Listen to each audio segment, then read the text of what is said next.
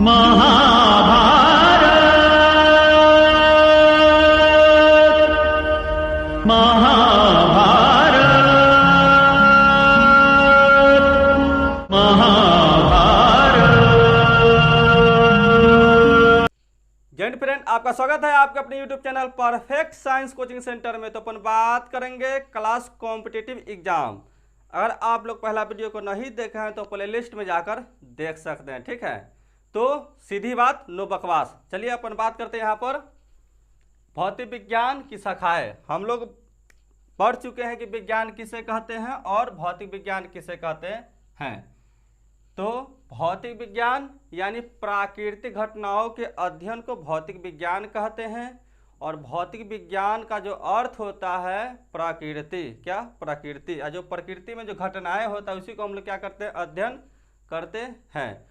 और भौतिक विज्ञान के जो जनक है वो कौन है, न्यूटन। क्या, न्यूटन। तो चलिए भौतिक विज्ञान की शाखाओं के बारे में बात करते हैं। ये जो आपका है सन 1900 पहले का है, क्या 1900 पहले, और ये सन 1900 बाद के। ये सन जो है 1900 बाद के हैं, ठीक है ना। तो आप यहाँ पर देख सकते हैं कि परंपरागत भौतिकी यानी कि क्लासिकल फिजिक्स और आधुनिक भौतिक यानी कि मॉडर्न फिजिक्स, यानी फिजिक्स की जितनी भी शाखाएं हैं उसको दो भागों में बांटा गया है, ठीक है। तो आप यहाँ पर देख सकते हैं कि परंपरागत भौतिकी और आधुनिक भौतिक, और इसके भी कई उप शाखाएं होते हैं, यानी सब ब्रांचेस होते हैं और इसके भी कई उप शाखाएं होते हैं। तो पहला जो है यहाँ पर यांत्रिकी यानी मैकेनिज्म, और दूसरा जो है प्रकाशिकी यानी ऑप्टिक्स, और तीसरा जो है आपका साउंड यानी ध्वनिकी, और उष्मागतिकी, पांचवा जो है आपका विद्युत चुंबकत्व, ठीक है। और आधुनिक भौतिक में जो है आपका परमाणु भौतिकी, दूसरा नाभिकीय भौतिकी, तीसरा क्वांटम भौतिकी, पांचवा ब्रह्मांड विज्ञान, ठीक है। तो चलिए इसको थोड़ा और डिटेल से समझ लेते हैं।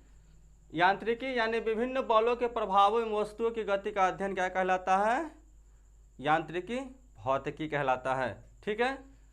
अब इसमें हम लोग कई तरह के यंत्र जो होता है हम लोग यूज करते हैं, ठीक है ना, उसके बारे में अध्ययन करेंगे। दूसरा जो चैप्टर है आपका प्रकाशिकी। प्रकाशिकी को भी तीन भागों में बांटा गया है, किरण प्रकाशिकी, ठीक है, क्वांटम प्रकाशिकी, तरंग प्रकाशिकी।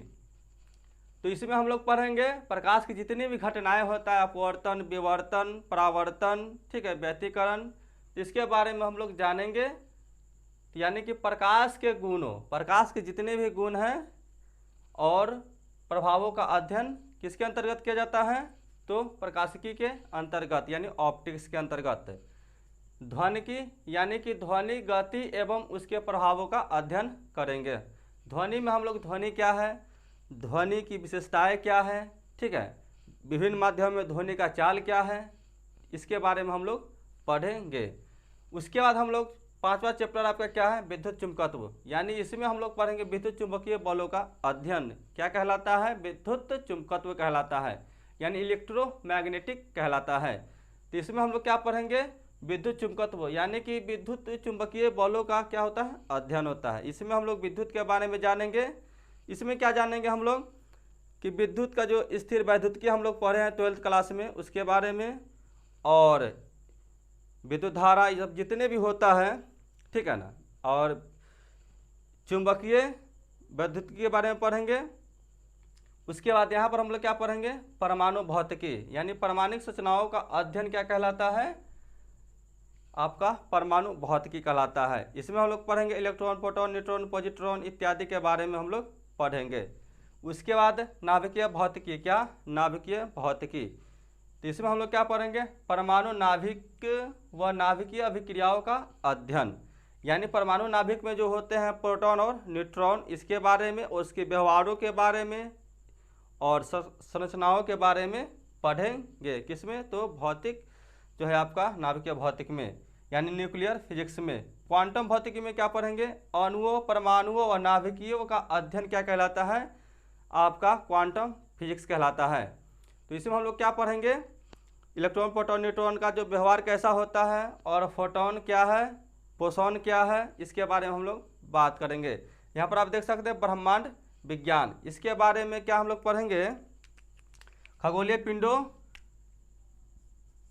की गति का अध्ययन क्या कहलाता है, ब्रह्मांड विज्ञान यानी कॉस्मोलॉजी कहलाता है। इसमें ब्रह्मांड में जो मतलब सैटेलाइट होता है उसके के बारे में हम लोग क्या पढ़ेंगे, इसमें सैटेलाइट के बारे में पढ़ेंगे, उपग्रह ग्रह इत्यादि के बारे में पढ़ेंगे। इसमें विशेष तौर से ऊष्मा और ऊष्मागतिकी में ऊष्मा गति व प्रभावों का अध्ययन इसमें होता है।